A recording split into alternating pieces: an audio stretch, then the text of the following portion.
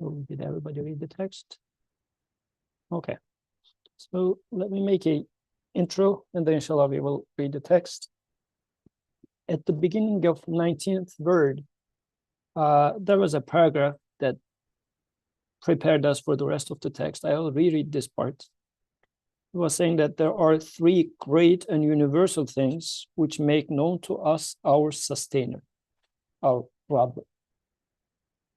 One is the book of the universe, a part of whose testimony we have heard from the 13th flash, together with the 13th lesson from the Arabic recital. Another is the seal of the prophets, alayhi salatu wassalam, the supreme sign of the book of the universe.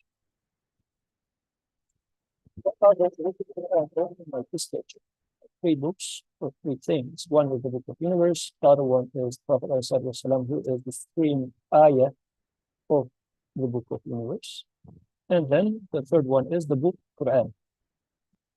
Now we must become acquainted with the seal of the prophets, ﷺ, who is the second and articulate truth, and must listen to him.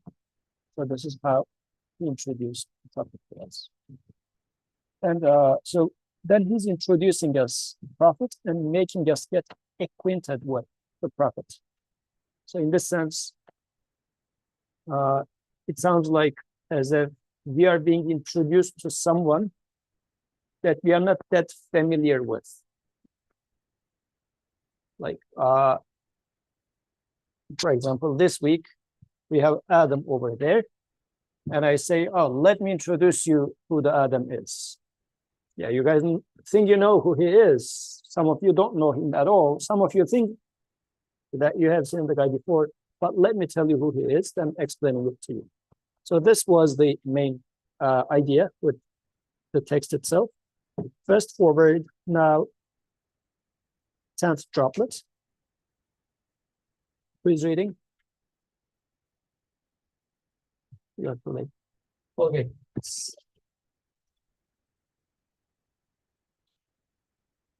Now look, what curiosity arousing, attractive, necessary, and awesome truth he shows, what matters he proves. You know that what impels man most is curiosity. Even if it was to be said to you, if you give half of your life and property, someone will come from the moon and Jupiter and tell you all about them. He will also tell you the truth about your future and what will happen to you. You would be bound to give them if you have any curiosity at all.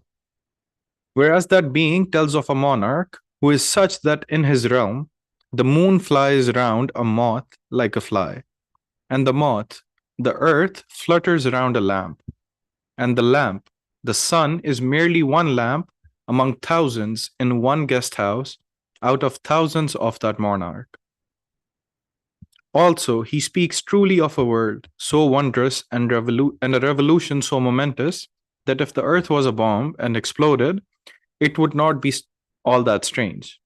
Look, listen to the surahs like when the sun is folded up, when the sky is cleft asunder, the day of noise and clamor, which he recites.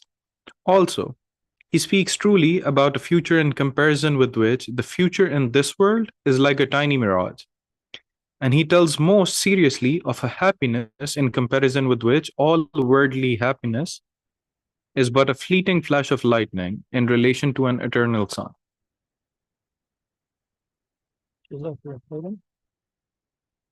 So before I ask for the comments, I would like to also make a highlight of something that we were discussing today at Drexel. So at Drexel, we were discussing what La ilaha illallah means. And of course, we put the translation, there is no God but God. Then I asked the question, what is God? Tell me about God. What do you think what that is? So, I mean, of course, it feels like a vague question, or people are trying to come up with explanations such as like powerful entity, all powerful, or whatever. So then just to contrast, I said, tell me about mom with lowercase m, just motherhood in general? What comes to your mind when I say mom? You can talk about this for 20 minutes. People said, yeah, they can talk about, because mom means quite a bit. How about mom with an uppercase mom? Like I'm asking about your mother. Who is your mother? Then, yeah, you can then maybe talk for hours about your mother. So the question then was, who is God? What is God? Just contrast which one means more or less to you based on this. Because mother is such a real thing for us about which we can talk. And it's an enthusiastic talk. It's not like an intellectual conversation. You can genuinely talk quite a bit about motherhood in general or your mother in specific. When it comes to God, do you feel the same security? This was a question there. Now let's take it to today's discussion. Prophets. In general, what is prophethood? Or in specific, Muhammad ﷺ. Somebody asks you who he is, what is he about? What sort of things would come to you that you can genuinely speak? Just like describing your mom. And where does the two stay? So this could be a question to think about. In the light of this, so thinking this, author in here is telling something or describing us, Prophet ﷺ, in a way that he thinks it is worthy to look at him from this lens, this perspective.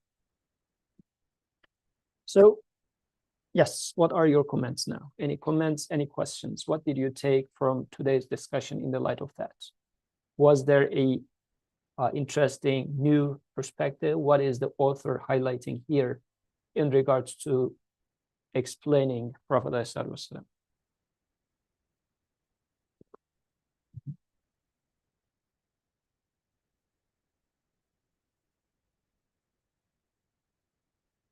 Yes. I just have a question. So the author says that, like, with what the Prophet, peace be upon him, he brought, like, if you give, because of curiosity, if you give half your life and property, that someone will come from moon, Jupiter, tell you about all these things, you would, like, just because of the curiosity, you would gladly do so.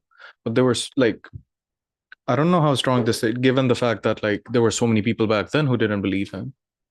And there are so many people now who, like, just don't have that. Like, they don't have that curiosity, and they wouldn't give their, like, half of their lives, like property maybe, but half of their lives just to listen to what he has to say. Like, I don't see the strength beyond, like, behind this point. So, yeah, go ahead. Kind of on the same note, I just want to know like how curiosity is being treated in this point is like here and the author says, that what impels man most is curiosity. So is curiosity a good thing or like is it a not good thing? Like how is the author approaching curiosity in general in this point? Good questions. Any answers, any comments?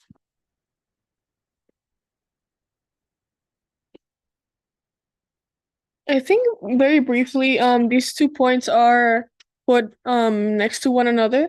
It says, we're very curious. We would definitely give a lot to know what's in the moon and what's in Jupiter. But then right after it's saying that this being is telling of a monarch who in his realm, the moon is something super little like a fly, and the sun is like a lamp, and like the universe is just like a little house. So like imagine how much bigger and how much more he could tell you, or how much more the monarch has. And I feel like that calls to our curiosity. Like we would give our property to know about Jupiter, but this being is telling us about something so much bigger. Like where is our curiosity there?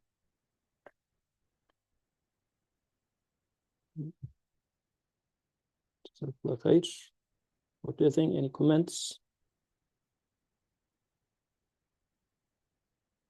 So here, what we are being then pointed to is, yes, starting from curiosity. Are human beings curious? Let's start from there.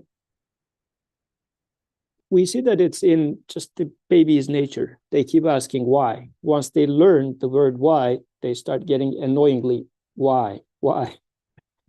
So much so that you just say because and stop there because they keep digging. So we are meant to be curious and look at what we are being curious about. Just look at your habits of where you get lost when you are just starting to dig something, especially with now internet. You follow this, it takes you to another link, and you just get lost for 2 or 3 hours. And here's even giving the statement of Moon or Mars or Jupiter, somebody coming in. We do make those investments, practically speaking, with our taxpayer money. People are going to those planets and whatnot to get to know what is there life in Mars or whatever. So there is definitely this curiosity in human, and it's at place as such.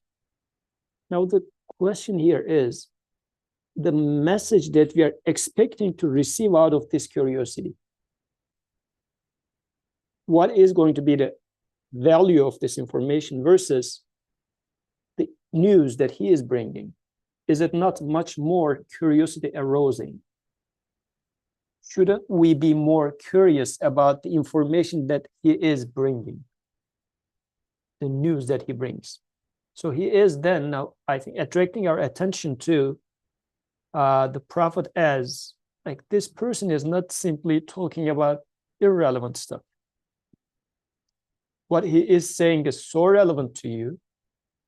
So pay attention to what he is up to, what his news is. And this is important to take the prophet as such. I was thinking about the previous droplets, and also in the next droplet, the point will come. In YouTube, if you find a random guy having a podcast, you might give your 20, 30 seconds to see if what that person says is interesting enough so that I will start listening to the guy. But if, let's say, a biology professor is talking about something and you are somewhat into biology, you will say, oh yeah, this topic is an interesting topic, so let me keep listening to, because this guy is a learned guy. Whatever he says, he went through a certain education and he's speaking about what he concluded or what he know for good.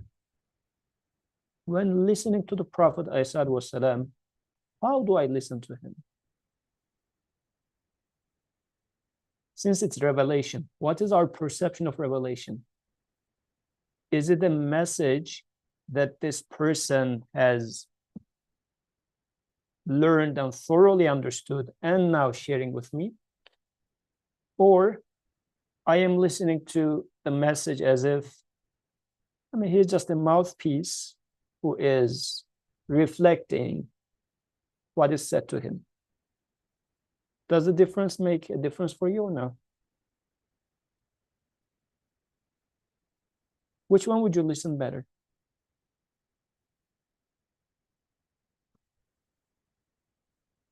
Okay. Same? Let's say again. Okay. So I'm going to listen someone who is just like a speaker, gets something and speaks it out. The second case is whatever he speaks out, he is thoroughly convinced about its truth and then sharing what he heard, not altering it, but the person, whatever he speaks, is 100% behind, sure, confirmed, like a professor, whatever they are sharing with the people, and then sharing. It's the content you hear is the same, but would it change how you treat the message? What would be the difference between the two? Yes, there's a comment there. I guess the second one would inspire more confidence and trust in what the speaker is saying, and it would be something that I would be more willing to rely on, I suppose.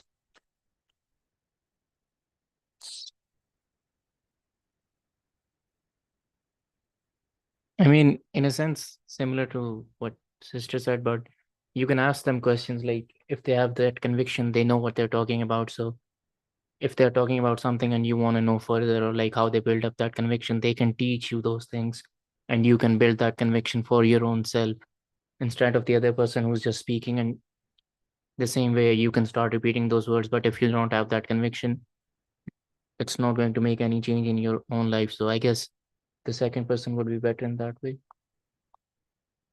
Okay, good.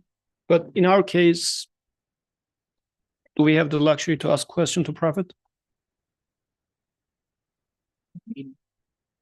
We have the Quran, so it has all the answers. But Quran is there, like in both cases. It's just spoken out, so we have the Quran. But the way I listen to the Prophet, depending on whether he is just a reflecting speaker or a conscious being who thoroughly understood and then reflected the speech. I mean, kind of asking question is like you can look through the Prophet's life and you can see similar experiences or like how he would have approached a like specific problem in his life. Like all of those things do exist in the Prophet's life, so you can get like that experience or like those questions are being answered. So you just need to look into the Prophet's life, I guess, in that way. So does this distinction make sense, folks? Like, I'm Jazakallah khair for the answers. That's a good point. Why is that important? Why am I bringing this up from the previous week? So there has been always been this debate of philosophers versus prophets. And the notion is that philosophers are the people who put the effort, sought the truth by themselves, found the answer. So they have this intellectual labor. They put effort. When it comes to prophet, what's happening? Answers come to them. Lazy guys or spoiled, like gods, they are, how do they say? In Turkish, we have a word for this, but favored? Like the favorite child, They are given. They didn't put any effort. God gave them the answers. So philosopher is the person more, respect worthy because they put the effort. Prophet, I mean, he just delivers. Okay, his answers are more correct because God gave the correct answers, but he didn't put effort there. Is this the case for me when paying attention? Or when it comes to Prophet ﷺ, if I simply take him as somebody who delivers the message that is given to him and he doesn't know what's going on, versus the message is given to this person for a specific reason. This is the person who made the most sense out of the message, hence has better understanding than anybody else in this sense. Then pay attention to him, whatever comes out of him, with this lens, which makes a big difference to me. Even when we are reading Prophet's life today, any action in Prophet's life, if I read it with this lens, today I can still ask a question to Prophet, whatever I hear from Prophet's life, with this lens, asking a question. This person acted, but he is not just your regular person who, okay, the answers were with him, but to what extent he made sense if he was not a deep thinker anyways. If this is my perception, like if Prophet is speaking a message that which he didn't make sense of, he didn't thoroughly convinced of, then I cannot read hadith either, because then hadith simply becomes like a superficial list of events. Okay, no, okay, it looks like it didn't make any sense to people. Okay, is the house too warm? A little bit, I guess. Anyways, okay, Okay, go ahead. I mean, your initial question was about which speaker would you give more value to, like the one who's thought about it themselves and speaking and whatnot, and another one who's a mouthpiece or just kind of transferring. And I'm guessing are you aligning one of them as the philosopher and the other as the prophet, right? No. No? Because initially I didn't think you were, but then when you brought in the philosopher, No, I don't. Yeah. okay, but what you're saying is that the prophet is still someone who was receptive to that message and was in search of it in fact as well, such that when he shares the message, he's sharing it as a messenger, but also as one who has conviction, right? So I think, like that makes even a stronger case for taking the word of someone who fits that mold. But even if that weren't the case, let's say I'm in a classroom and there's this very smart kid who's trying to figure out some math problem or something like that. Like I might listen to him, but he's also kind of, we're at the same degree. I mean, he has the same amount of information I do versus another student who, comes with even if they're is quote unquote mouthpiece, if they're saying, hey, the information that I'm bringing, the answer that I'm bringing, the solution is from the professor who made the question up in the first place, I would take that a little bit more seriously, right?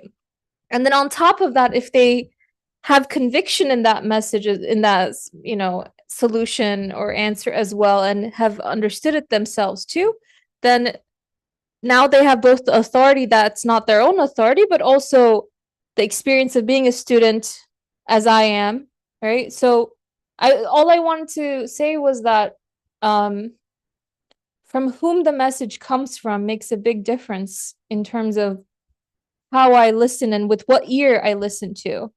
Because I might say, oh, this person is just like me. They're just taking a shot at it. Even if they're very smart. But if they're both understanding it and saying, hey, the answer is not from me, but I also understand how the answer reaches this because look, the professor gave it, then that satisfies me both intellectually and also, authoritatively, because we seek that sense of trust and security. So, in the prophet's case, if the claim is that the message is coming from my creator, who is the one who placed me with all these questions in the first place of, how do I make sense of my life, my existence, all my feelings, my situations, of what I witness in this world, then whoever comes with that claim, I'll at least give them a close listening in terms of what they have to say. It's just thoughts. Jazakallah khair. No comments from there. This week, no atheist friends. Okay, good. Okay. Good. Jazakallah khairan. Yes. Yeah, so yeah, my point was not to liken Prophet to mouthpiece in this case, but we might be taking him as such. This was, or at least sometimes this is how it's being presented. And in this text, since the author is highlighting who the Prophet has been, so he is a person who receives such an important message, but he himself being a first-hand, thorough, convinced person of this message and sharing it as such. And this is why his message is lively. Like if I were to come and preach you about something here, which is true, but I'm neither practicing it nor am convinced about it, you can easily even detect it from the tone of my voice. So this is why understanding Prophet properly is going to locate me and the message in a more meaningful way. Otherwise, if I just take, okay, message is here, then message is enough for me. What am I going to do with the messenger? So I think this is where the key point coming in there. Brother Birkan is raising his hand. Just a second, Brother Birkan. I'll give it to you. But before Brother Birkan, is anybody else have any comment? While I am opening the speaker.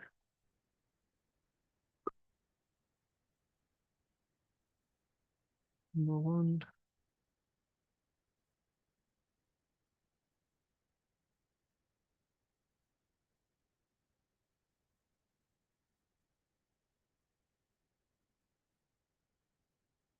Okay, Brother Birkan, you can go now. Assalamu alaikum. Can you hear me well? Quite well, yep. Okay. Jazakallah khairan. Maybe one way to read the text as how we shouldn't take the prophet. So there's one, I would say, a common approach to take the prophet and his life and his message as giving a shape to our worldly life, like teaching us how to become a better person. Don't lie, be kind to others, do not steal, let people trust you, be kind, and so on and so forth. All of them are great. Shall for we sure. steal? That's a great point. Yeah. All of them are great. And when you look at his life, all of them applies for sure. And if we are taking him as a role model, it would apply to our daily life as well. But the text says all these things, when you look in comparison relative to the real core message he brings, none of them even matters anymore. Your future, the worldly future, the author says, is nothing compared to your actual future, which is, the ahira of this life. When, compared to the magnificent, the aspects of this world life, the real face that he shows, the miraculous aspects of everything in daily life, any technological advancement and any mystery that you solve, so-called solve, through your sciences and so on, they don't even matter, author says. They are nothing but tiny, the faint lights. They are still there, but they are so faint.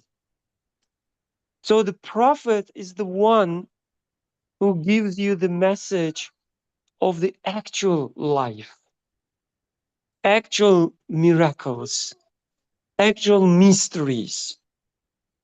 What is really important? That's what a prophet is about. And the rest, just being a, let's say, quote unquote, a better person, when it compares to, when you compare it to becoming a better worshipper, it's just a tiny thing. This is, I think, really important because, when we miss this, when we miss that it's all about being a worshiper, the abd, your relationship with the Lord. Like when we look at the text, the things that author mentions as magnificent, they are magnificent only in relation to their creator. So text says as if the prophet is the one that makes you get connected with your creator, and this is the real value. If things are not connected to the creator, there is no value in them. Even if it is about being a nice person. If it is being a nice person for the sake of being a nice person, it has no value in it, it says.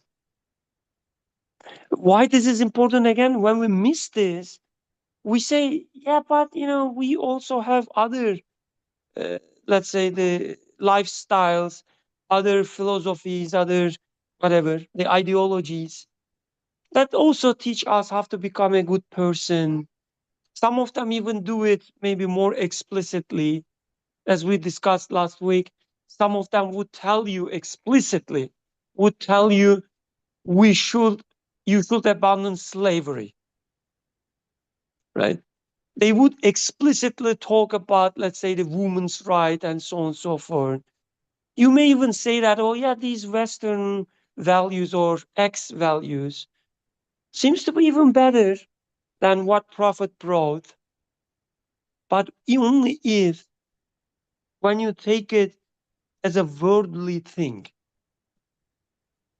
And the author here in this text says, Prophet, the real value of the Prophet emerges only when you take it in relationship to the Creator. Jazakallah. وإياكم. Here we have a comment. Yeah, maybe I didn't understand it quite well what Brother Birkan was saying. Maybe he can explain it a bit further. But the point you said, like being good just for the sake of being good. So I like, what is so like wrong in that? It's like, isn't in our fitra to be good? So like, do you have to take that in essence of the akhirah? Like if you're being good, you have to make the connection with the akhirah as well, or you should just be good because like being good is the right thing to do. I don't like what is the connection here? Like you don't have to like, you don't steal, like it's in your, I think it's in your fitra in that sense. Everyone in this world knows it. So do you have to make that connection, or like what did you mean by that comment? If you can explain a bit further.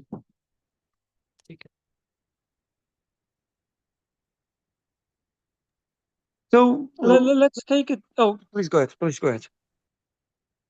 Would it matter who you take your definition of being good from? It's not like there's some objective good that we can all agree on.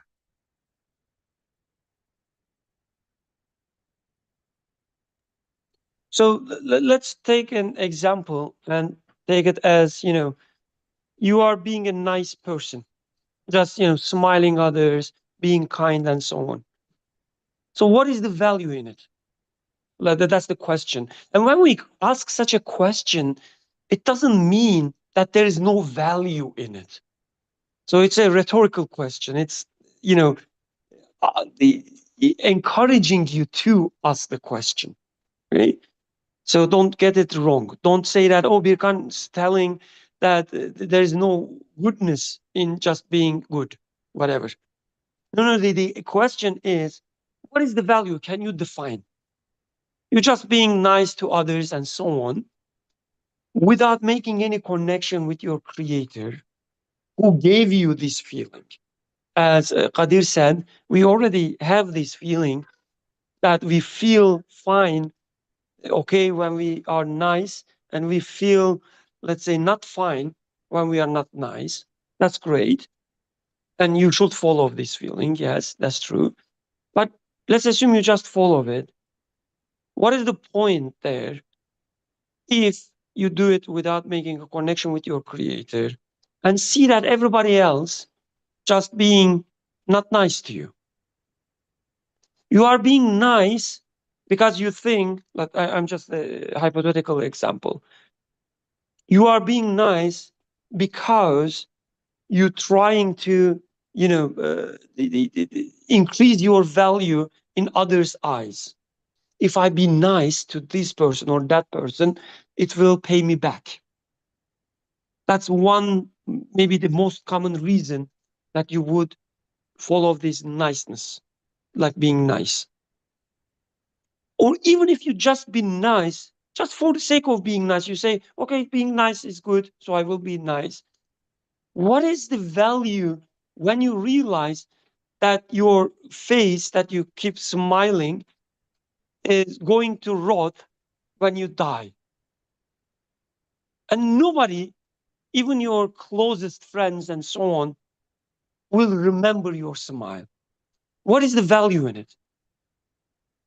Like how much enjoyment you can get when you realize this, when you remember that you are going to die, whether you smile or not. Whether you enjoy this moment or not, it's passing by.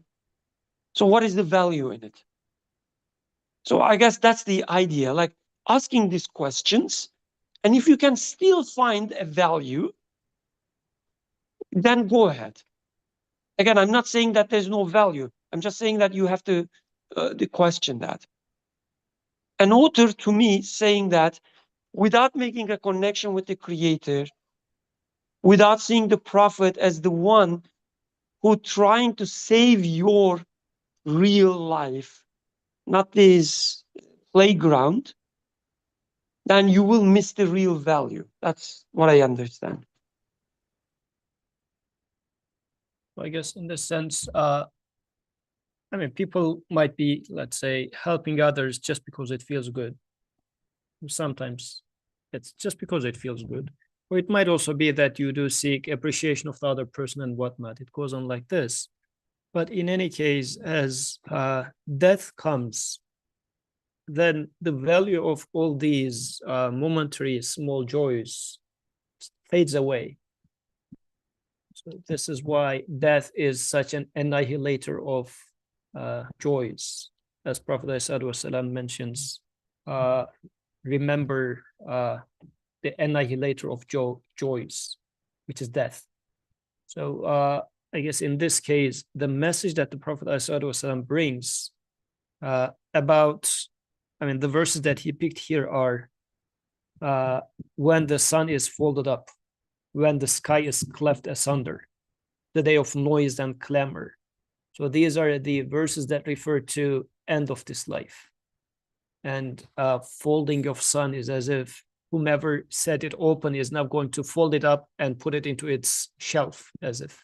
So highlighting that there is a maker, there's an orderer, and there will come a time where the entire thing, not only your life, but the entire solar system is going to be folded up.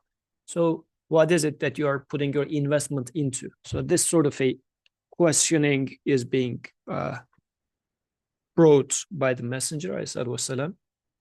So in this case, what he points his finger at is way bigger than what my little world is looking for. Like imagine you're just trying to get an A by the end of the term, but the person comes and says, like, forget about just getting a nonsense A from a class. I'm talking about giving you, I don't know, making you university's president by the end of 5 years. So you are concerned about getting a 2 months later. I am offering you correct news of how to become a president in 5 years. So, I mean, of course, not a perfect example, but that sort of a distinction is what Prophet is bringing. Otherwise, yes, we are living in a life day in, day out for how to get an A by the end of the term. This is our only joy. This is all our curiosity is about, how we are wasting it.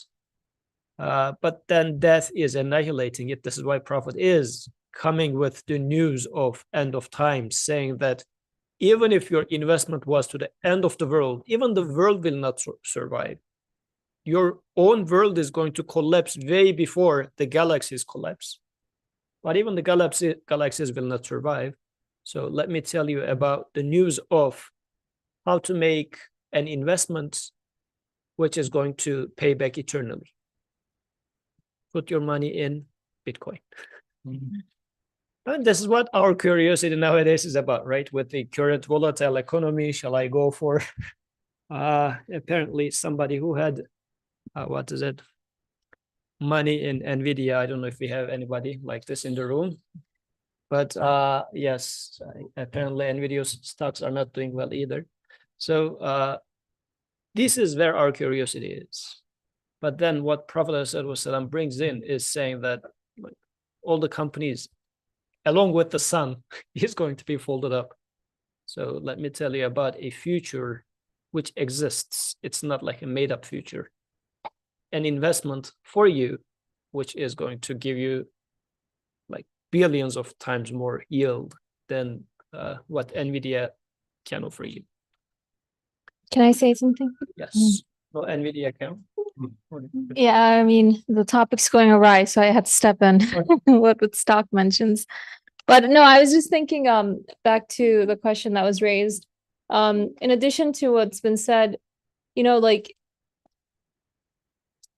even sooner than my death, like one day I'll feel like being nice to my sister, right? And then the next day she might say something that's a little, you know, kind of annoys me a little bit. And even though I know I should act good, nice to her, maybe I'm just a little mean.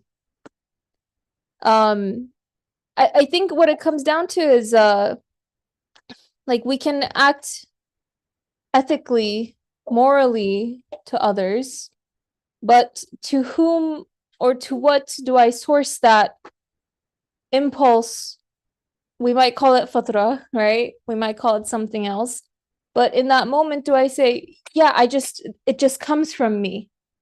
Because the next day it might not come from me. I don't feel like being very nice anymore. And then, or someone is nice to me one day, the next day, you know, that same friend, they kind of lash out at me.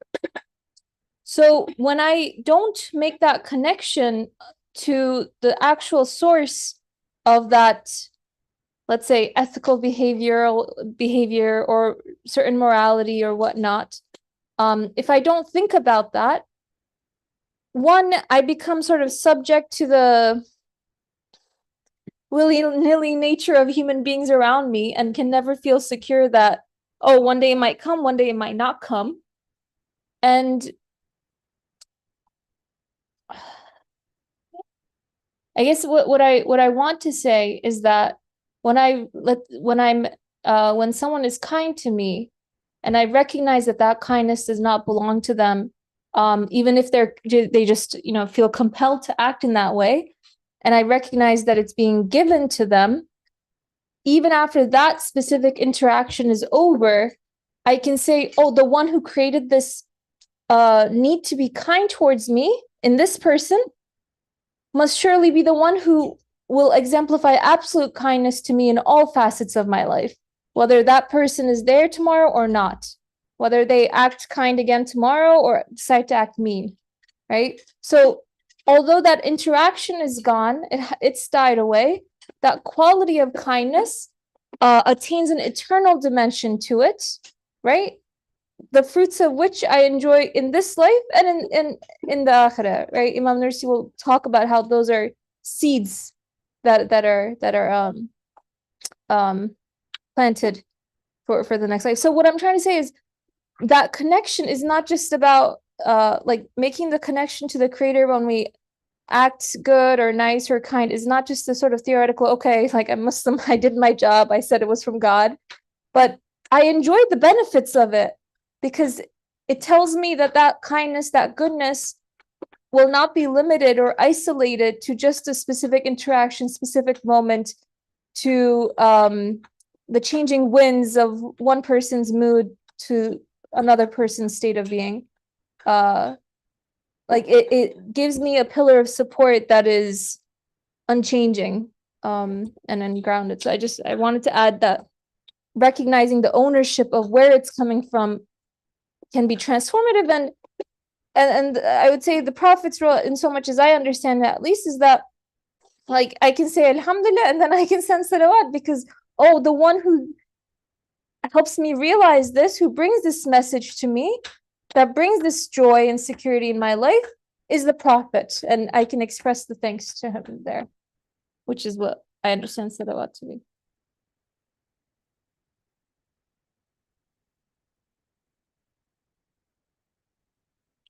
That made me think of something, and I think it would be nice to talk a little bit about it. What about like how should we react when we get like prizes or awards for, you know, like you get an award for a paper you submitted, best paper. I think you should get joy from that, but should you? And then like how does that fuel your nafs? Or again, we recognize, or to the extent we recognize that it's not ours, that's fine. But then the awards that we get, like, what do we do with them? How should we think about them? So to get to there, before getting to there, inshallah, eventually I will try to tie it there. So like people in this room are attending the discussion for quite some time, many of you. So like, inshallah, I am hoping that there's a, like, alhamdulillah, brotherhood, sisterhood is good. But if we were to ask, like, why you keep attending?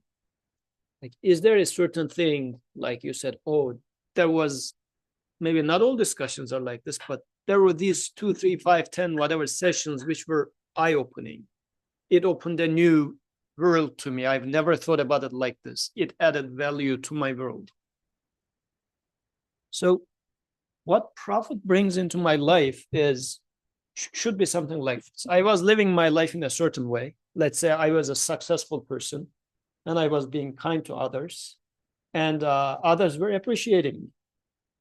Like I was submitting papers and I was getting best paper awards, another type of appreciation. So I was receiving appreciations. But then what happens with type of appreciation is I start developing the sense of I am good. Because if I was not good, I wouldn't be appreciated. Like it's for me. And I enjoy it, as people keep saying that, oh, thumbs up, that's good, that's good. I started enjoying it. But my reality is not that, though. I am not good. As Sister Aisha was saying, I was being given, but I was just hiding this and starting to feel like I am good. And this is why in academia, you will have this imposter syndrome. It's real. Like people are being appreciated, but you know that you are not good. But among other people, it looks like I am the best of them. If I know how bad I am, think about how bad they are, rather than saying it this way. Eventually, you start getting used to being this imposter, and you start even selling yourself quite expensive, saying that I am a big shot. Eventually, is it a good thing or a bad thing? You are getting addicted to a lie, which is not real. So if Prophet comes and shows me my reality, says that, yeah, you are an abd as much as I am, but we both are being provided, because what you think is good is not yours. This paper or whatever, the bright idea was not yours in the first place. It was given to you, you just put it there, and the appreciation shouldn't belong to you either. So give it back to its true owner. As much as I see the message as such, then Prophet would become my savior of my life, actually. Because all those appreciations were becoming source of my misery. So I would say, oh, this discussion that I attended with Prophet, now let's apply it there, was a lifesaver for me. Otherwise, I was becoming a beggar of attention of people. Because being appreciated eventually makes you a beggar of attention. Because if you don't get it, you will start feeling useless. I heard this from people as they age, like after their 40s, 50s, people would like to have new kids. I mean, I'm referring to our parents' generation who gets married around their 18s and whatnot. So they have kids like at their 20s. But once they get to 30s, their first kids are getting now adolescents, and they themselves become cool, and parents are not valuable anymore. Like for Ali, I know everything and I'm the strongest guy, and I enjoy this feeling. But as he gets to age of Adam here, like if we ask Adam, what do you think about Atik? He wouldn't make comment when Atik is around, but once Atik is not around, like Atik is just, he thinks he knows everything. He's being too bossy. So you start feeling useless. This is why I have seen people who are having their second generation of kids after their 50s to get away from this uselessness feeling. So this is what it is. You get addicted to being appreciated. It's a lie that you live in, but you would like to keep this dream longer. Prophet comes and says, let me save you from this pain. You don't have to live in this world of lies. Actually, there is this whole existence is the property of a monarch, of a king. And then gives me the news of eternal life, saying that this life will die. Don't rely on this false praises of people. They're not yours. Yes, there is something praiseworthy, but it's not yours. This message really becomes a lifesaver. So I would say for this message, I would appreciate Prophet Isa wassalam. So looking at it like this, I think as we are now reading this text, we should see what it is that Prophet is bringing to my life. So he is bringing this into my life. Why is that important? If I were to take it back to the intro that I was trying to make at the beginning, when I say who is mom, you know who mom is. But when I say who is Prophet, how genuine is my answer to this, which means there is some work that I need to do in there, especially if you're born into a Muslim culture. I think we know who Prophet is. But do I have this personal experience, personal interaction with the Prophet, which comes from his message and the message that he lived in his life? Is it because of this? Or is it just because I happen to be here and I happen to hear it? This doesn't happen with this, like this with the mom, because everybody has this individual interaction with mom. But when it comes to Prophet, when it comes to Quran, since there's no this personal interaction, it's not being as real, and I'm not able to benefit as much either. That's why we need to put that effort in there. So hence the questions and hence lack of answers. Lack of answer is because we have not put effort in there.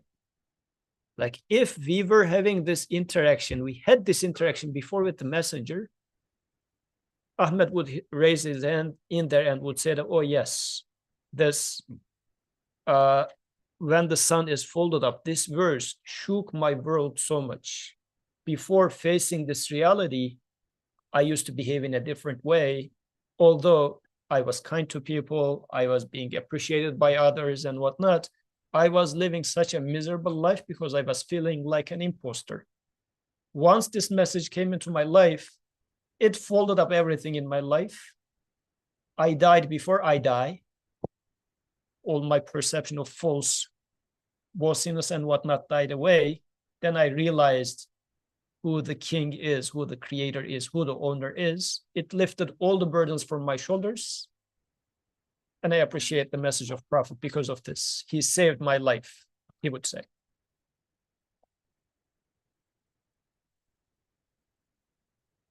Comments, questions? Sister Zareen is brewing something, but it still needs to brew a little more. Okay, there is one from Sister Zareen. Do we have a microphone there? And Ahmed will say. I just something about what you just said about it, like the message lifting a burden off my shoulders, or off our shoulders. I guess in one sense, yes, but then I'm also thinking about the sort of verses where like the Quran is saying that we have sent down a weighty revelation or like a heavy word.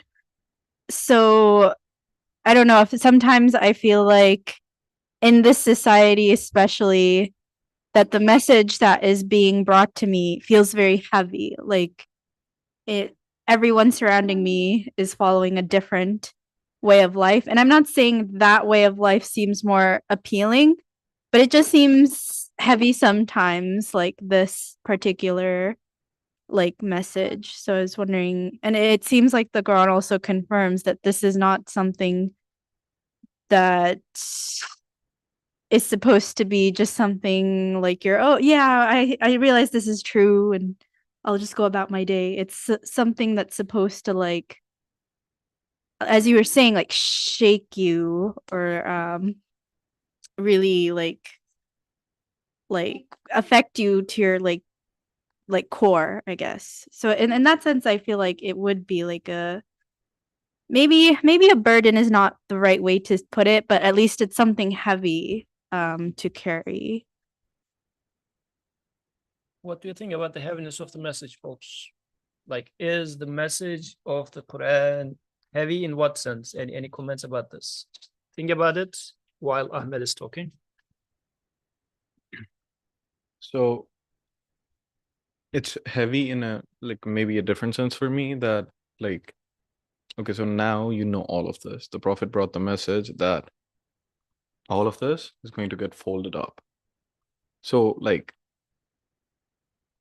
accepted religion, let's say our worldly life, where we have this set system where oh, you work for a degree, you get a job, that's how you support yourself, you support your family, you start a family, and so forth. Like there you have to find a balance there.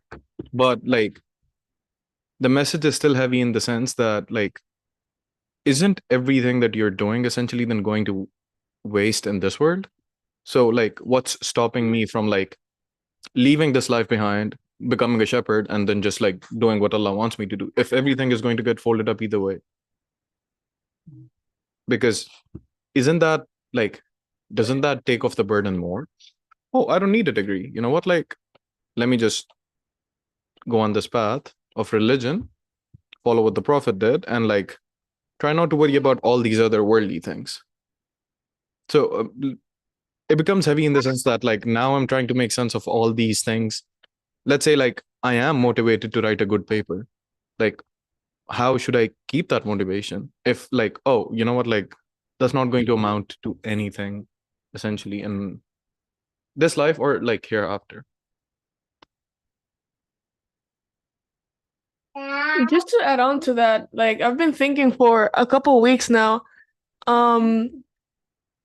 Like I've been coming for maybe 6 months or so consistently, and I've realized like there's so much unlearning, and it's so hard to apply these concepts. Like there's a lot about what we learn here that makes sense, but like do I have the mental capacity to ask these questions, to be that curious, to put in the work, and to again like I like, for example, I think we mentioned this last week, like I like the feeling of people saying thanks to me, and that doesn't make me feel like a bad person, but when I learned this, it's like, oh yeah, I do realize that what I did or my inclination to kindness is not mine, but it's so hard to unlearn these things. And I've been thinking like, how much easier would it be to just be born like a shepherd, like be born in a village where I didn't even have to learn all these like secular things. So like, yeah, like what's the point? Yeah, like Emmett's question.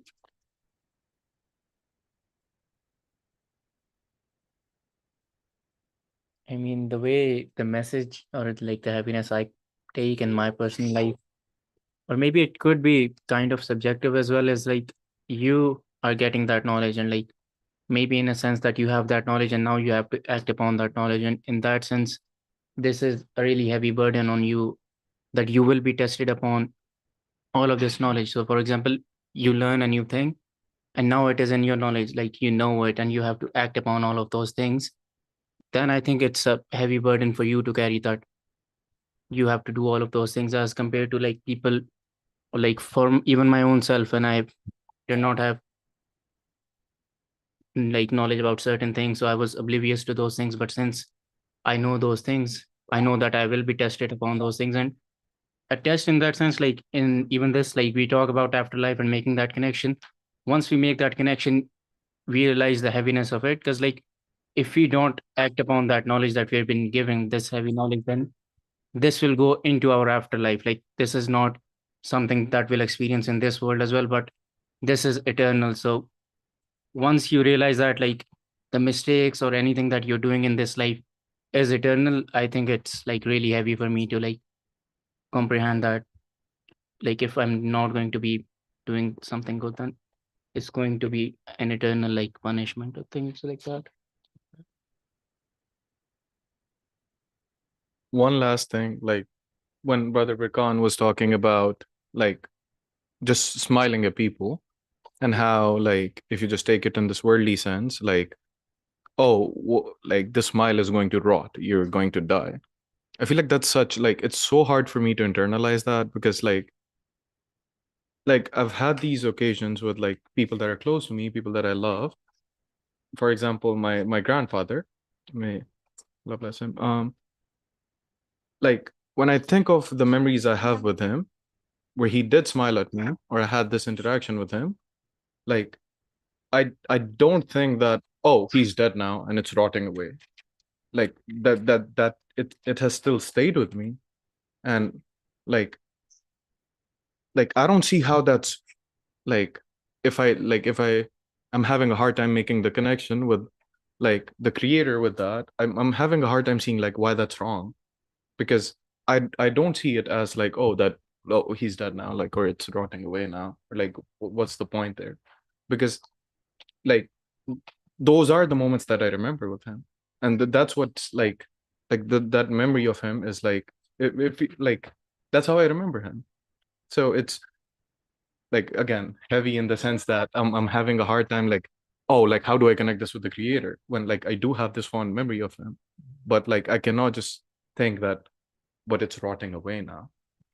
So it's very heavy in that sense.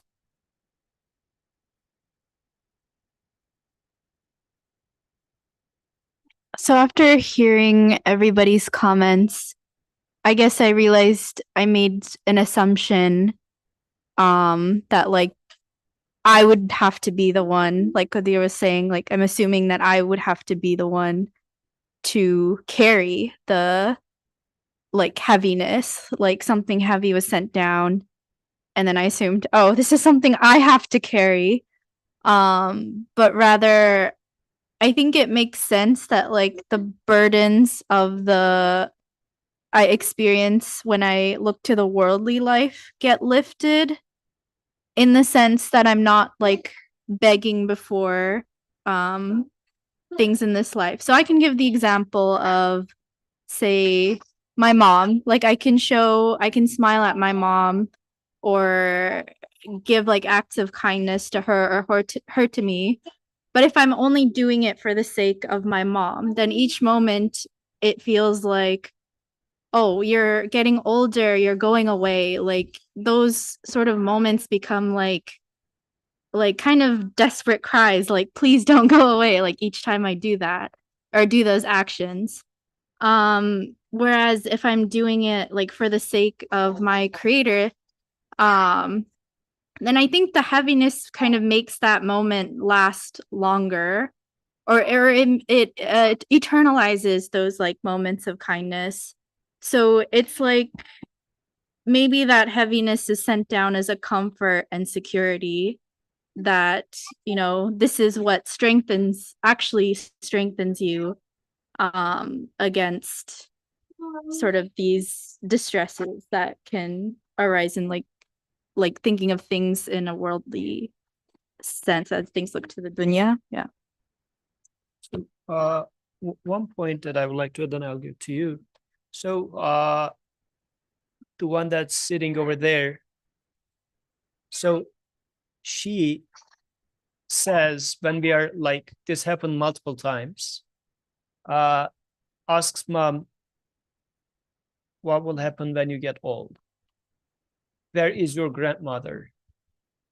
My grandmother is old. Are you going to become a grandmother as well? So when you become a grandmother, then your grandmother is not here anymore. So therefore, eventually you will not be there. Don't get old.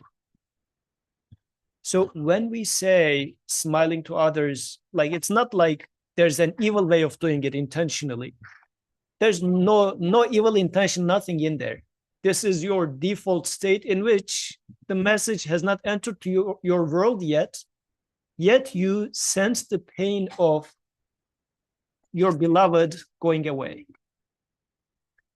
And it's a burden, which a 5-6-year-old is feeling its heaviness in her life. And she doesn't want to get old. She doesn't want to grow, because if she grows, mom is getting old and then mom will die. So for mom not to die, I don't want to grow. This is what it becomes.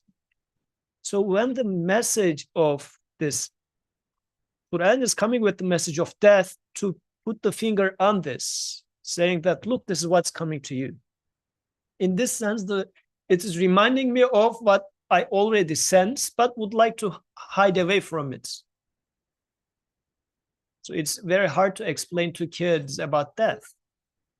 Because, and without an afterlife, what are you going to say to the kid? Gone for good? What is the kid going to say about this? Like, even forget about proving the truth of afterlife or whatever. Just as a nice news, she's going to be super happy to hear that, oh, she just went to a better place, and we will get to there too. This is such a liberating news. And if, and which is the case, that news is not just a tale, fairy tale, but reality, then it's really a uplifting news, because the burden that is in there is way heavier.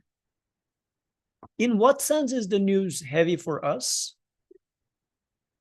In the society that we live in, it's a different type of burden that the message is bringing, which reminds me of Bilal's boulder. So Bilal Habesh was put under a huge rock. Definitely was a heavier rock that was crushing him, but it was not heavy enough to put him, because it was easy. You would say that, okay, this is too heavy. Take this rock away, and I'm okay with putting what was on me before. He threw something from him. In response, they put a heavy rock, saying that, okay, this is quite heavy. So you would say that, okay, take this, I will take what was there before, which is his slavery. Not slavery in the sense of being a slave of somebody else, but he was a slave of everybody, the whole universe. So he was, by saying La ilaha illallah, he was freed, truly. He was, the moment he said La ilaha illallah, slavery was abolished already for him. Still, there had been some 2-3 stupid people who thought that they own him. They put this huge rock on him, but compared to what was there before, he says this is not a heavy boulder. Still, he was just about to die under distress. So I'm not saying that it is not heavy. It is heavy, but relative to what is there, it says, oh, this is nothing. Even if the life is going to be taken away, that's fine. I found the true freedom. So because now all my burdens are lifted from me, because I put them on the shoulders of, relatively speaking, my creator, figuratively speaking. So then I truly become a free person. But in this society, yes, to the extent that you live your message, as Bilal was put under this rock, you're going to be put under a different rock. Especially people, the rock is going to be more of a social rock nowadays. They would say, are you crazy?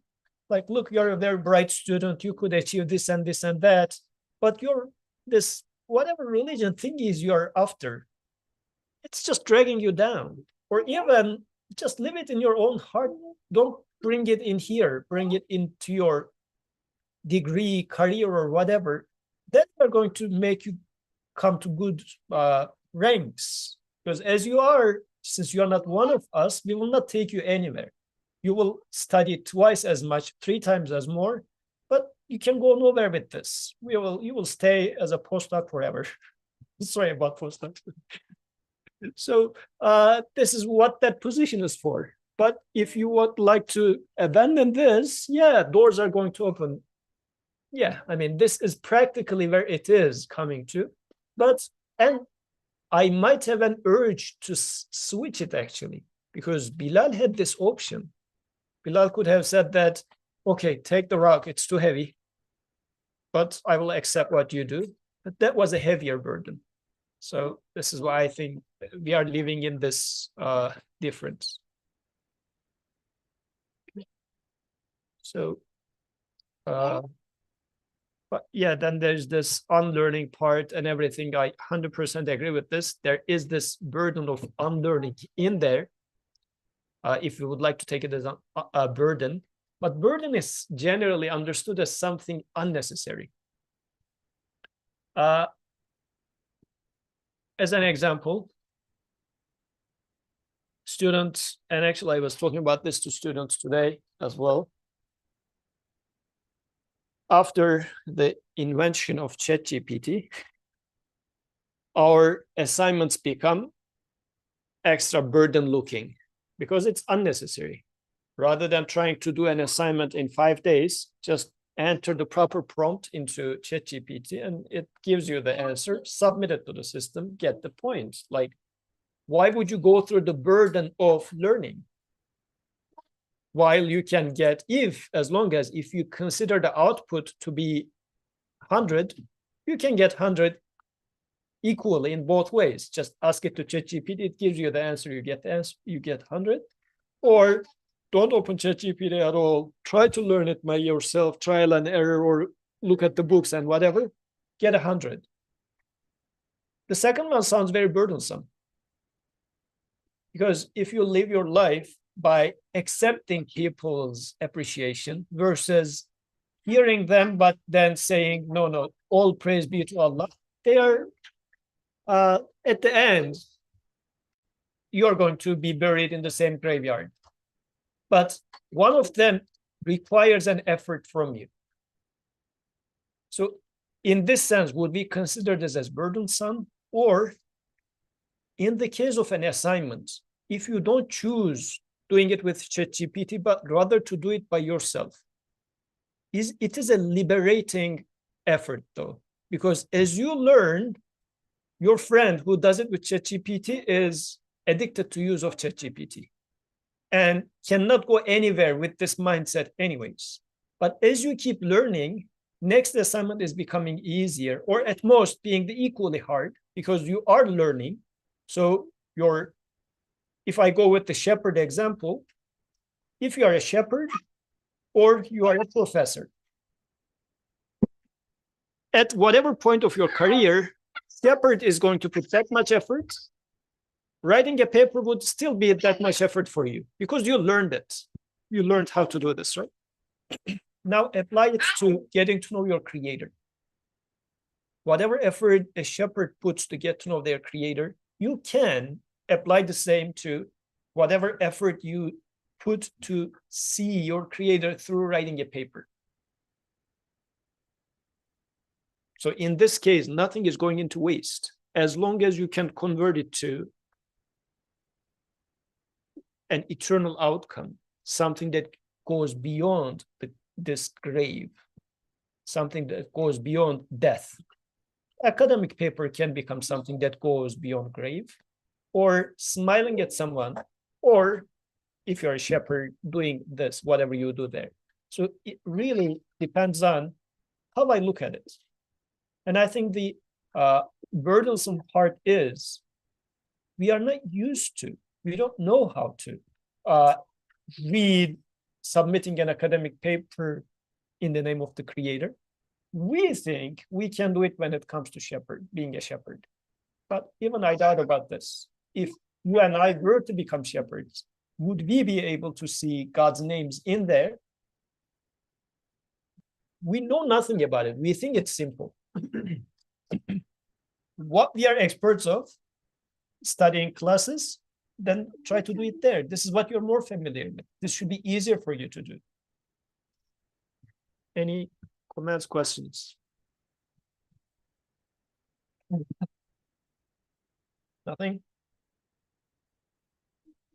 Oh, sorry, Brother Birkan's hand is up.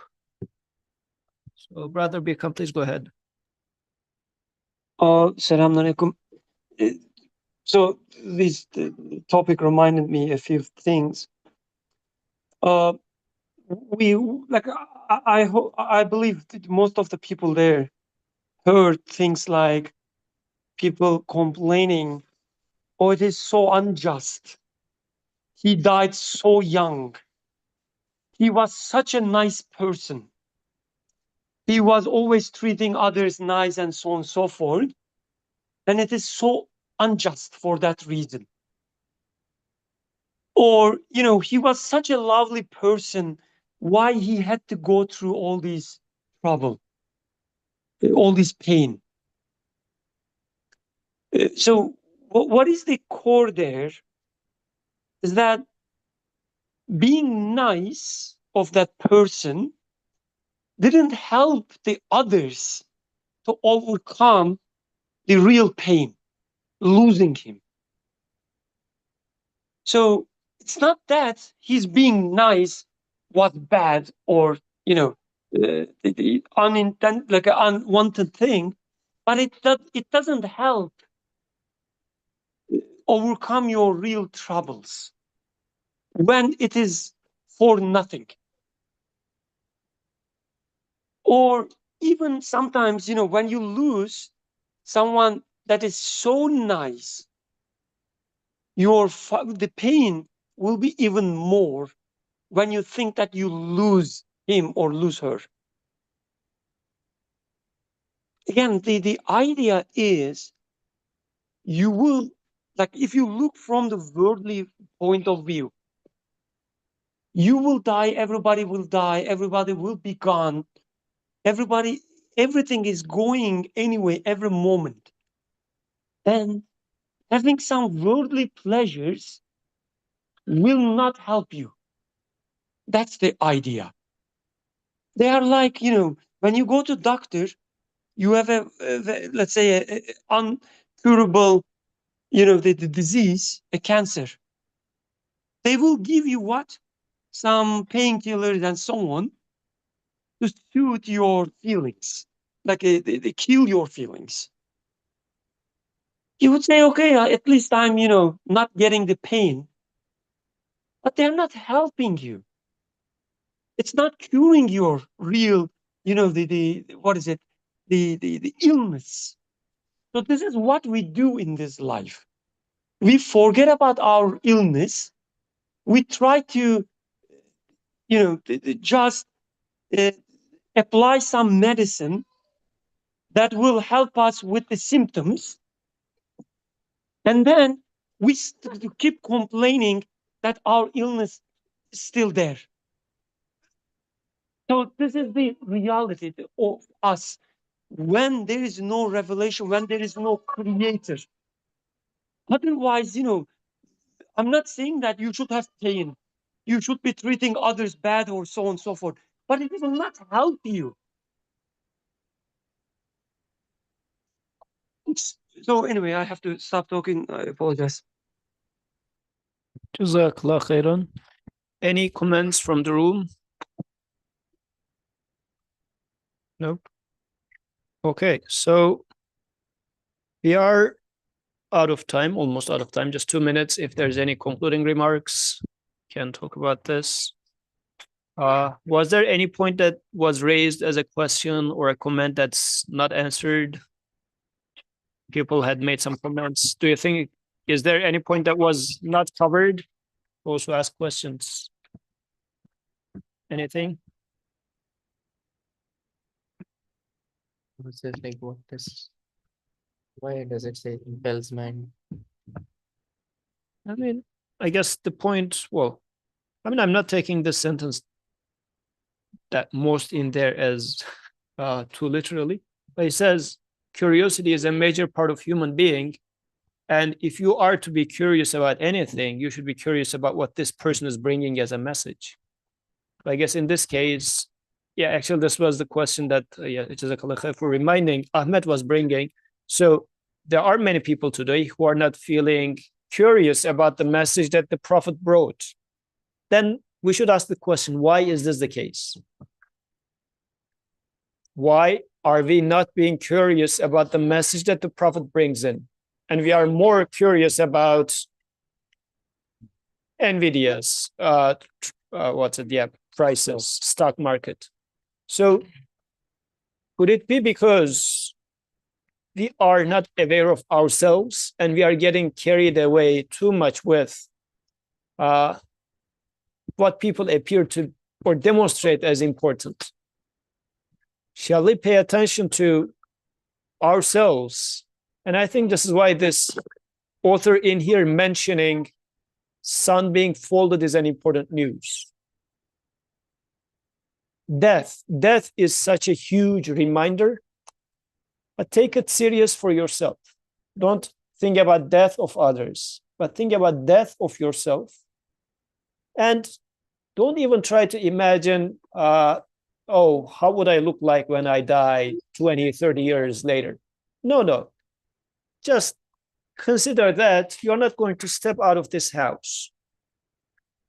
What would happen to your worries about the job that you need to make for next Monday, or the marriage that you're planning for, I don't know, a few weeks from now, or your expected child, or your parents, you're trying to take care of them, whatever you are worried about or in expectation of, what would happen to any of those desires, any of those worries, any of those curiosities?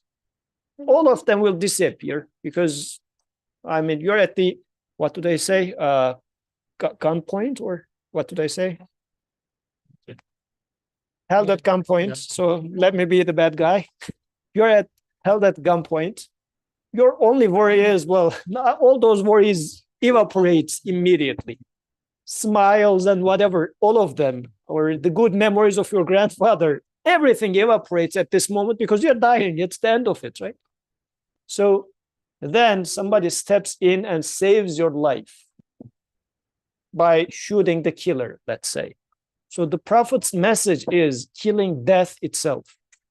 So I should be that much interested in the message because it is saving me from my captor. So it is killing the one who was about to kill me. So this is why I guess we should put death a little bit more in our lives, as Quran was doing with the initial portion of the revelation quite a bit, reminding of death of the universe, death of the world, which automatically says you will, if these are dying, you will of course die anyways. So this is why it was nice in the previous, like olden times, when they were designing cities, they used to put graves to the entrances of the cities so that people remember death more. Now we are pushing it outside of cities. We don't want to remember death. We would like to have livelihood of city lights so that we forget. But it's backfiring on us. So inshallah, let's conclude here. سبحانك لا علم لنا إلا ما علمتنا إنك أنت العليم الحكيم وآخر دعواهم أن الحمد لله رب العالمين. الفاتحة.